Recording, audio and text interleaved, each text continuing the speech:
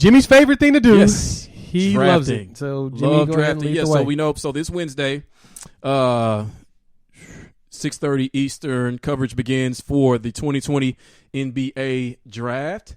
So given that this is a couple of days away, what we thought we would do is do our own 2020 mock NBA Draft of the first 7 picks. We're going to do a little bit differently, though. We're going to go with each team, what they should do or who they should draft, and knowing these teams, what they will do and what they will do in this draft. So we're going to start with the first pick, the Minnesota Timberwolves. You know, you got some potential stars in this draft. You got some interesting role players, some international guys. We didn't get to see sort of full complement of basketball from the majority of them because of the shutdown per se. Yep. But still, some interesting things could happen in this draft, and I'm here for all of that. Yes, you are. So let's start, Jay, with number 1 pick, the Minnesota Timberwolves. You want to start or you want me to start? You start. Okay, This is your favorite thing. All right, so here's what the Minnesota Timberwolves should do. They should draft Anthony Edwards, shooting guard out of Georgia, who's got the range. He's a better fit since you have a point guard in D'Angelo Russell. Doesn't seem afraid to score, and he's one of the few actually already has an NBA body. So you pair him with a D'Angelo Russell and with one of the best centers in the game, Karl Anthony Towns, then that's the makings of a really good trio. So I think that that's what they should do if they're smart, if they want to go in the right direction. But what they will do is they're going to draft LaMelo Ball. Point guard, what played in Australia last year. Everybody knows who he is. 6'7", 190.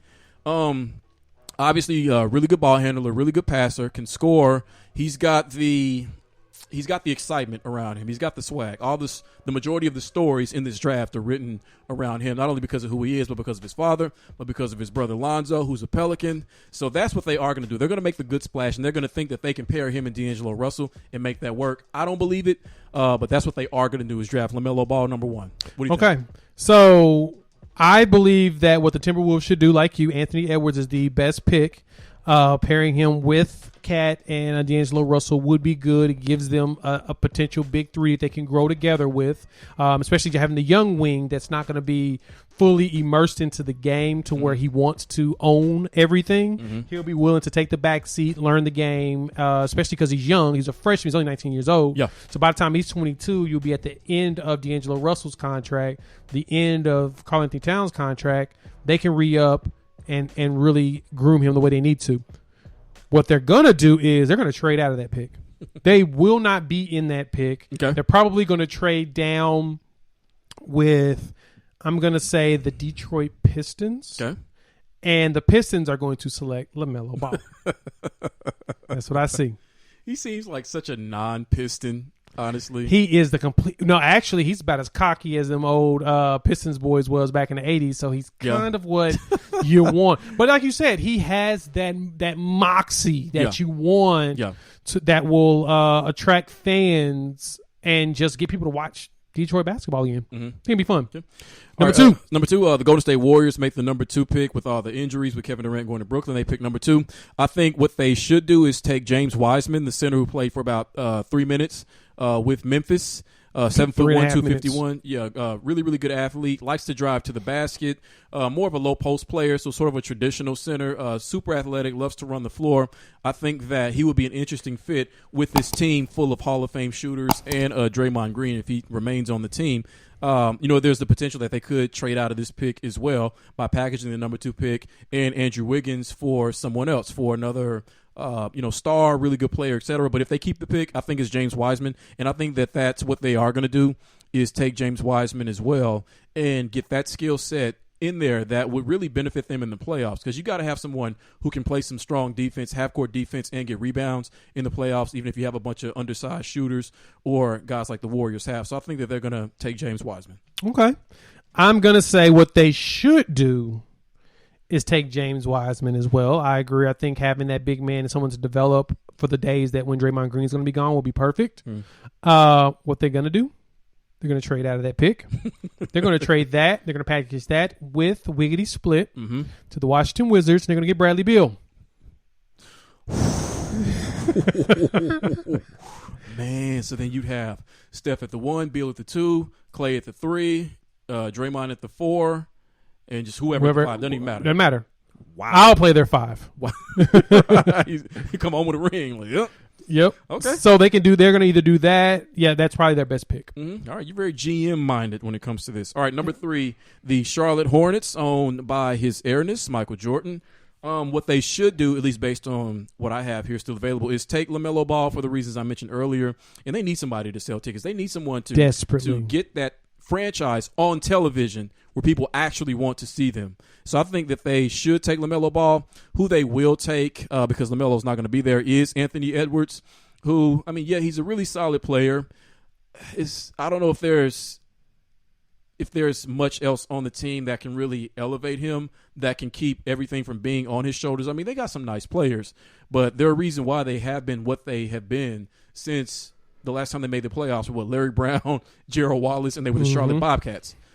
But that's what they will do, is take Anthony Edwards. He'll be the best player available at that spot. Okay. So I think in the first 2 picks, you're going to lose LaMelo Ball and Anthony Edwards. So what the Hornets should do would be either getting Wiseman or Okongwu, because that only makes sense to have one of those 2 guys in this circumstance. But what's probably going to happen is they're probably going to take James Wiseman. I think Wiseman will be left at this point. I don't see the Hornets trading out of it, even though they should trade out of it because they don't have a very good history of drafting this high. Right. You may as well trade out, get a couple of mid picks and a pick next year and leverage whatever you can. But I'm going to say that I'd say Wiseman is the one they're going to end up picking up, because I don't think I think Wiseman will be still on the board, and that's what they'll go for.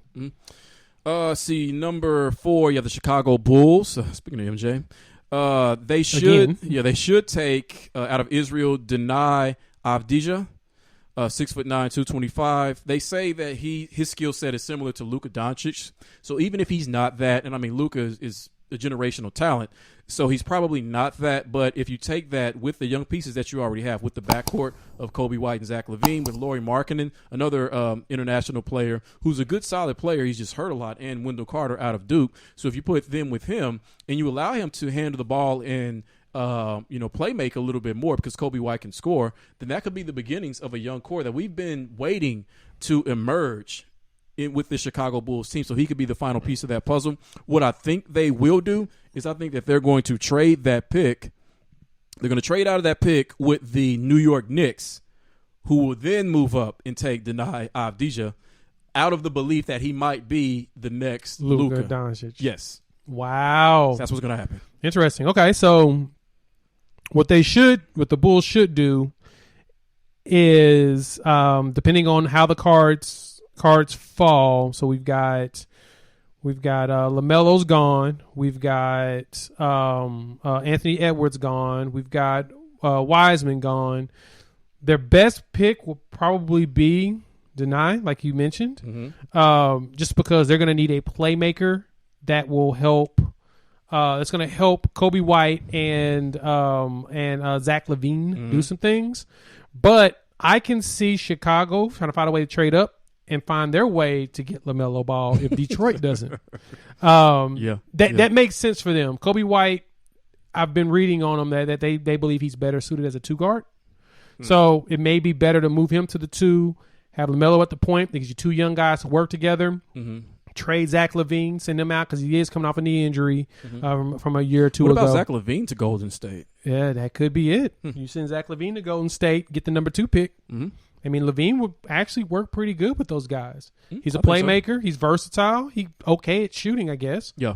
There's another opportunity. So if they do swap picks, that gives Golden State opportunity to still be able to pick up Wiseman at a lower pick, while also picking up additional assets and switching wiggity split for Zach LaVine. There you go. That's a good one. All right, number 5. Number fifth pick is the Cleveland Cavaliers. I think they should take Obi Toppin, forward out of Dayton, who I think was on his way to becoming the player of the year.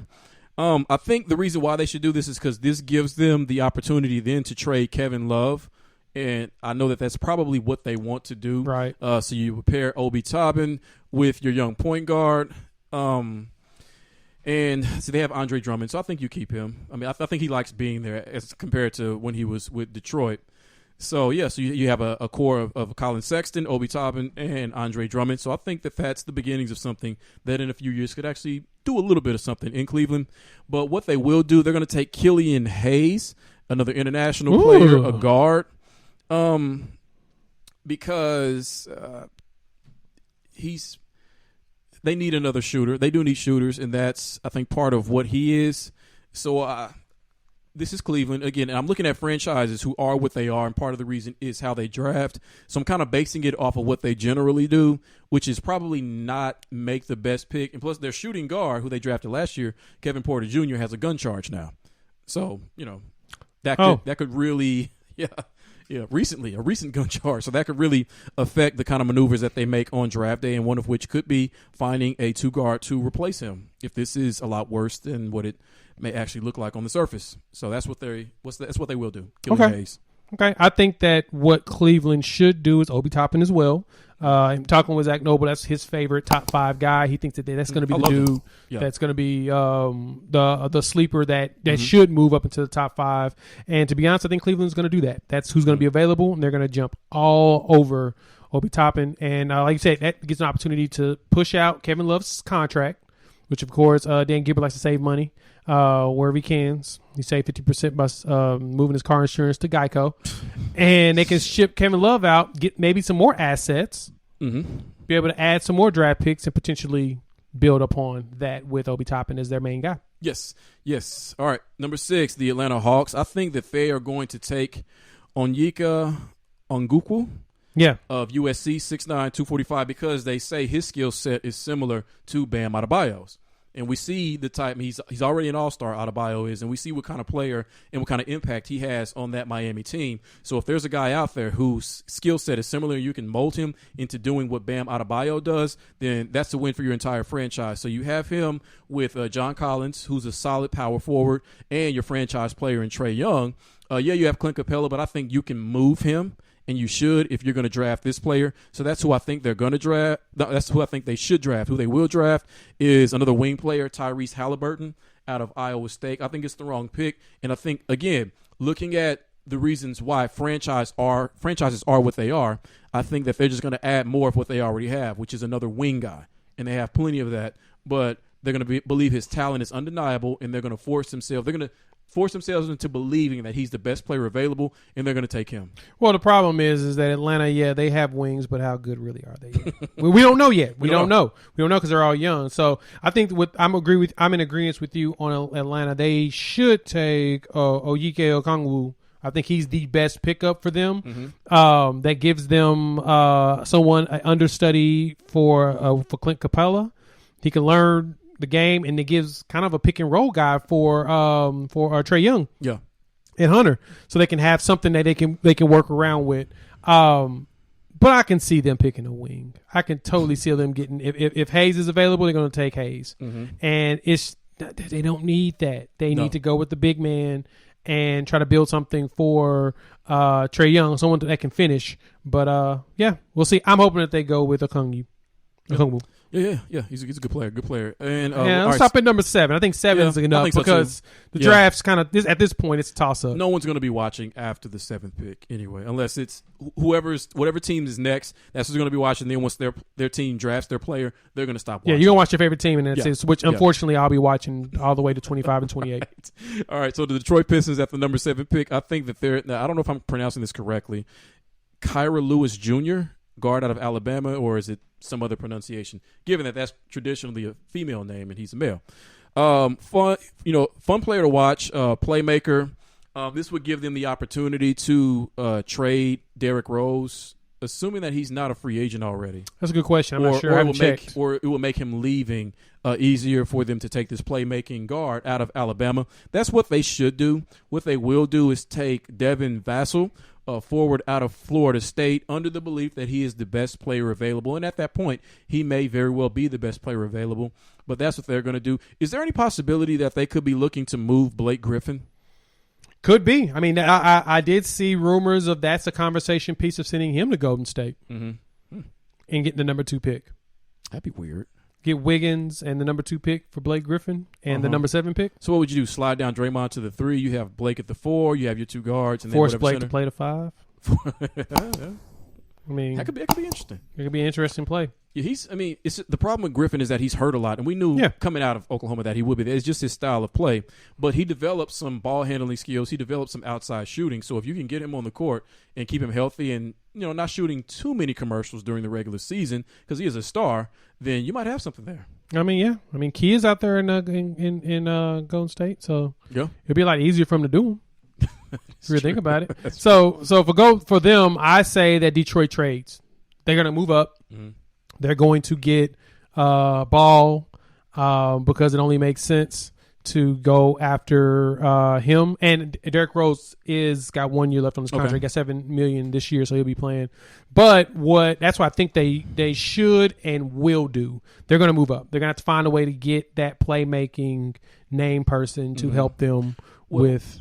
Okay, so knowing that Troy Weaver is the new GM, and Troy Weaver. Oh, yeah, Oklahoma City. Yeah, so do you have any insight as to what his thought processes are like as it pertains to the draft or just players in general? I know that's kind of a broad question. Yeah, no, I don't know his tendencies. I know that he is definitely a Presti disciple, like that like they're in lockstep with a lot of things. Mm-hmm.